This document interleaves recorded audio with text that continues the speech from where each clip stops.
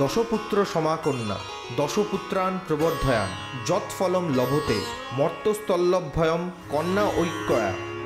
এক কন্যা সন্তানকে যদি যত্নে বড় করা হয় তবে সেই সন্তান 10 পুত্রের সমান।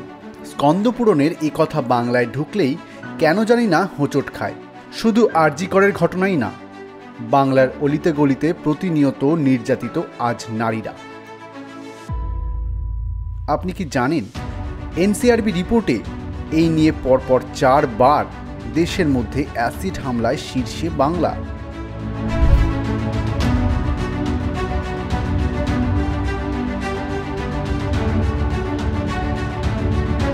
এনসিআরবির রিপোর্ট অনুযায়ী 2021 সালে রানীর রাজ্যেই সবচেয়ে বেশি সংখ্যক বধূ নির্যাতনের ঘটনা ঘটেছে।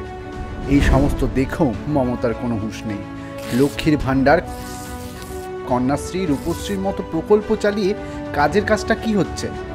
2019 থেকে 2021 সাল পর্যন্ত বাংলায় প্রায় 1,93,511 জন মহিলা নিখোঁজ, যাদের মধ্যে 36,606 জন নাবালিকা।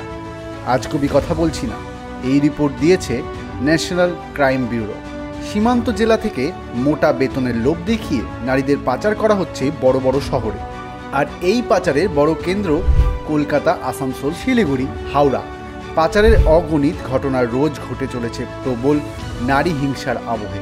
হাঁসখালি, দুবরাজপুর, কাকদ্বীপ, জলপাইগুড়ি, উত্তর 24 পরগনা, বহরমপুরে পরপর নৃশংস ঘটনাগুলো তার সাক্ষী।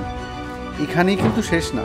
2021 সালের পরিসংখ্যানে 35,884 জন নারীর ওপর হামলার ঘটনা ঘটেছে। মমতা নিজে একজন মহিলা মুখ্যমন্ত্রী, কিন্তু রাজ্যের মহিলাদের এত করুণ অবস্থা কেন? কারণ তৃণমূল নিজেই। ধর্ষক গুন্ডাদের নিয়ে সরকার তৈরি করলে এর থেকে ভালো আর কী বা হতে পারে? আরজি করের নির্মম ঘটনা চোখ খুলে দিয়েছে বঙ্গবাসী। আর চুপ করে না, মমতার চটির লাল রক্ত এবার সামনে আসবে জনগণের।